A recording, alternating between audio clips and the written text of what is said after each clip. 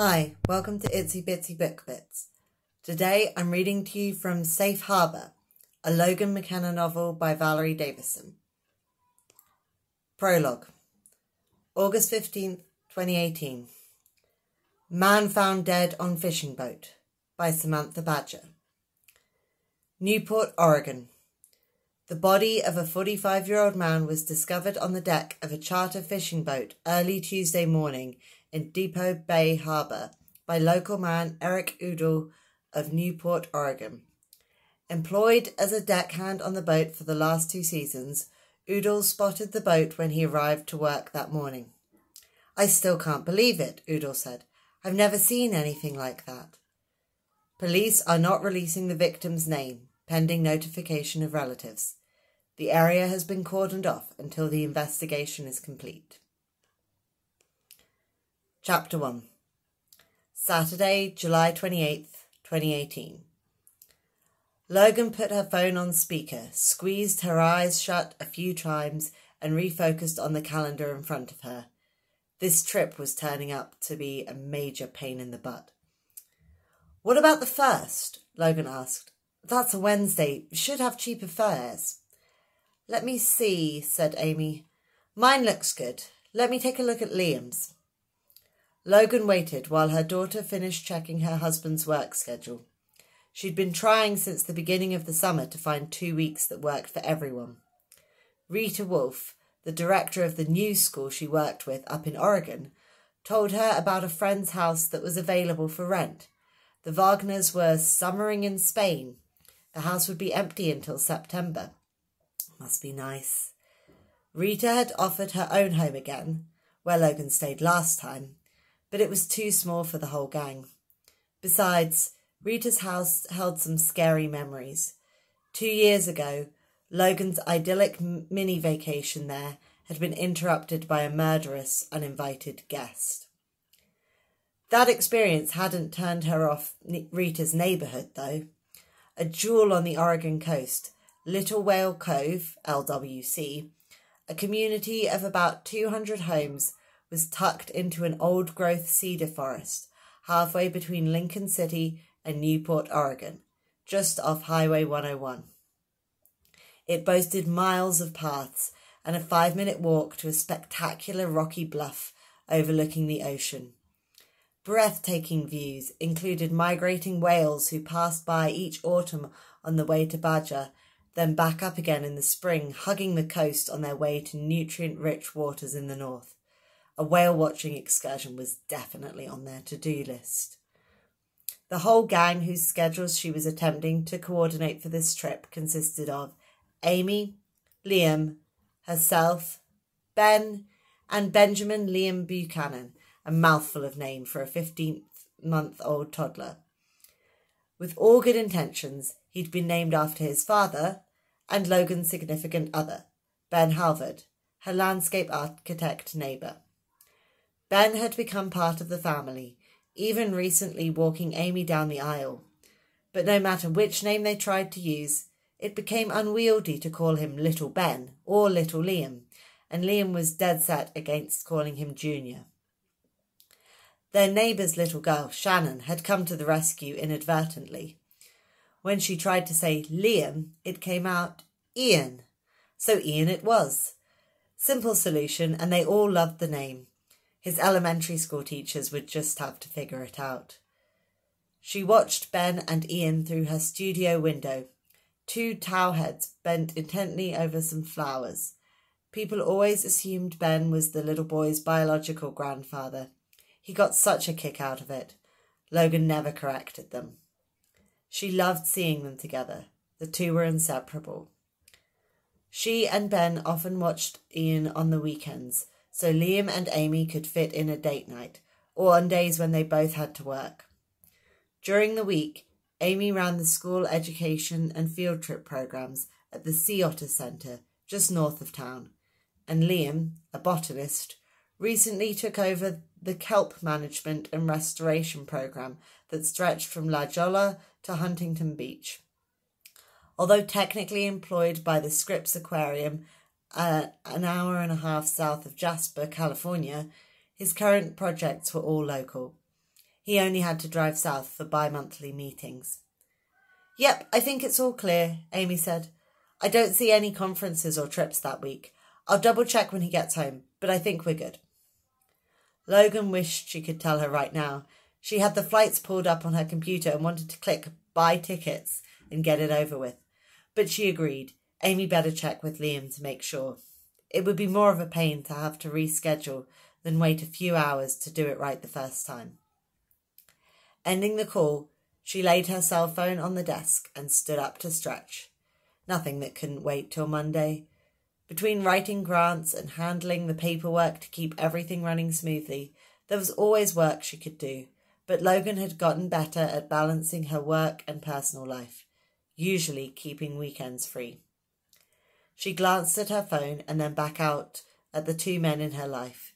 Too nice a day to be inside. Logan flipped her laptop shut, tucked it under her arm, and trotted down the stairs.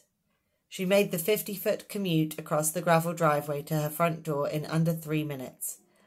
A few years ago, when she was first developing the Fractals music math program for the school district, Ben had helped her convert her 1940s single-car garage into a 2-story workspace. The downstairs was turned into a recording studio, mostly used for student projects. A narrow set of stairs led to the addition he'd designed for her, stacked directly over the studio. An open, airy space. The top half of the west wall was all windows, allowing her a sweeping view of Main Beach and the ocean. Lucky for her, her home perched on the side of Killer Hill, a street that rose from Pacific Coast Highway at a 45-degree angle, so she had an unobstructed view of the ocean from both her home's rooftop deck and her studio office windows. That wasn't the only reason she loved her at-home workspace. The other had to do with not having to work out of a claustrophobic cubbyhole at the school district offices, a twisting warren in more ways than one. The halls were lined with school politics, which she'd never been good at, even during the very short time she was a classroom teacher. Working from home helped her stay at least somewhat independent of all that. Dimebox, her 5-year-old tortoiseshell rescue cat, languidly stood up and stretched at her approach. In from his nightly rounds, he'd been dozing on the slate stepping stones leading up to the front door.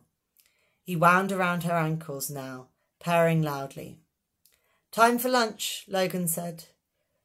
20 minutes later, after feeding Dimebox, Logan assembled some sandwiches. Peanut butter and jelly for her grandson, tuna for her and Ben, lots of dill relish and chopped celery. Ben, the consummate cook, had taught her a few culinary tricks. Tuna salad sandwiches really did taste better with some crunchy stuff in there. She even toasted the bread. Occasionally she got wild and threw in some caraway seeds. Reaching into the small domed refrigerator that came with her Hobbit Hole beach cottage, Logan retrieved a pitcher of freshly squeezed lemonade and some leftovers from last night's barbecue. Her best friend, Bonnie, had a Myers lemon tree in her backyard that way overproduced, so she was blessed with fresh citrus all year long. Bonnie and her husband, Mike, had taken Logan in after the car accident that left her a widow 7 years ago. Her recovery included dealing with the later discovery that Jack had been unfaithful during their marriage. She'd never told Amy and, for the most part, had let that go. For the most part. Maybe that's why she and Ben hadn't moved any further than being in a relationship. She didn't know if she could ever trust someone enough to marry again. Logan added a scoop of Ben's red potato salad and some black olives onto each plate, tucked in some paper towels and spoons, put everything on a tray, and headed outside. "Come and get it!" Chapter 2. Saturday, July 28th. Ben had a full outdoor kitchen and dining area in his yard, but they decided to rough it today and settled around the small round coffee table in Logan's. Ben brought Ian's booster seat from inside and strapped him in while Logan filled his sippy cup with lemonade.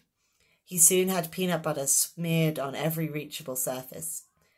She was just popping some black olives on Ian's fat little fingers, then eating them off one by one, which always made him laugh, when she heard her doorbell ring faintly from inside the house. Passing olive nibbling duty over to Ben, Logan pushed her chair back and went inside. Wiping her hands on a dish towel she grabbed on the way through the kitchen, she opened the front door and stopped dead in her tracks. There, on the doorstep, stood a woman. Fashionably dressed, older. Crisp white blouse, calfskin belt, linen skirt, bare legs, and expensive-looking, sensible heels. Business-like, salon-styled hair, a shade lighter than Logan remembered. It complemented her olive skin. Minimal makeup skillfully applied. Louis Vuitton purse on her arm, she hesitantly held a set of car keys in her hand, as if expecting to be turned away. Logan saw a white Lexus pulled up behind her car in the driveway. A single word involuntarily rose to Logan's mind and almost escaped out of her mouth. Mom. Instead, she blurted out, "What are you doing here?" The woman glanced back at the cars. "I see you still have Lola," she said. Lola was Logan's sapphire blue 58 Corvette, a graduation gift from her father. Seeing the car always brought back a flood of memories, all good ones. Camping trips, science experiments, popcorn-fueled scary movie nights with their father, the parent who stayed. Her father had died several years ago, and she missed him every day. She thought of all the things he'd missed, walking Amy down the aisle, holding his great-grandson Ian. Logan dragged her mind back to the present. She was at a loss for words. She wasn't going to have a casual chit-chat with the woman who'd abandoned her family 30-some-odd years ago. She'd only been 13, and Rick was, 9 when she left? She'd have to do the math to figure out how old their father had been. Parents didn't come with numbers. Dad was always just Dad, and he'd been a great one, before and after his wife up and left. No explanation, no nothing. Just gone one morning when they woke up. Logan decided to stick with the tried and true. "Why are you here?" she asked, keeping her voice even. "What do you want?" "I'm not sure exactly.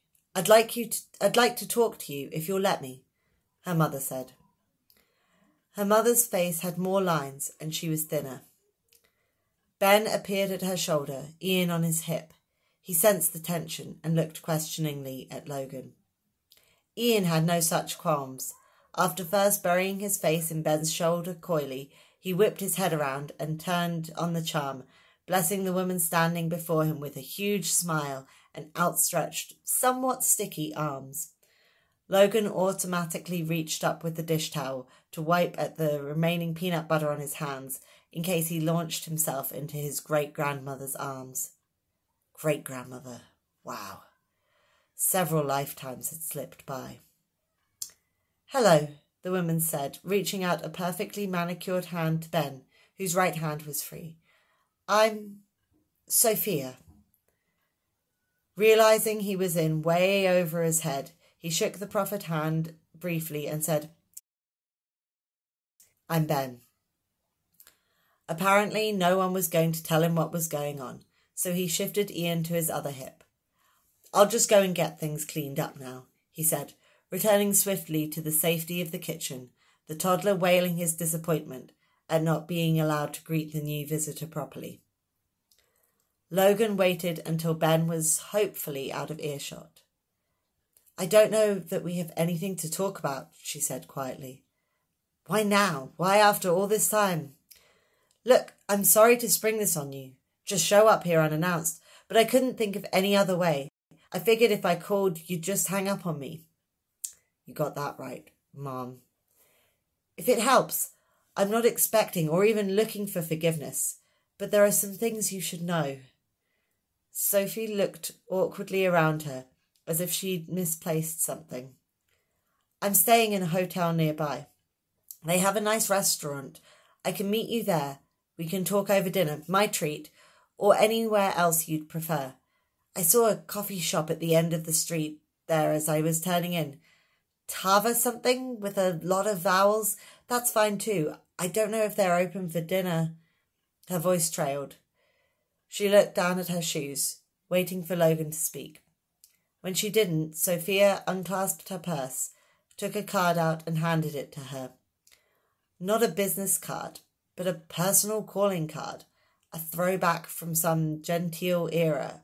Not a CPA anymore then. I'll be in town for a few days. I hope you'll call. And if this time isn't good, I don't live far. I have a flexible schedule. I can be here on short dinner. Lunchtime works for you, she said. I just really want to talk. If after you hear what I have to say you want nothing more to do with me, I'll go away. You won't hear from me again. Like last time, Mum?